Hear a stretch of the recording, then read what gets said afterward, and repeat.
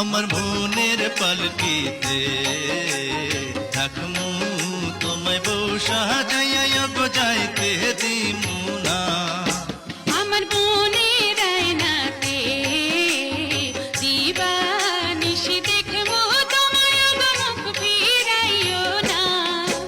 আমরা শিমুল পারুল দুই জানে জীবন মরণ একই সাথে মোদের বাসনা।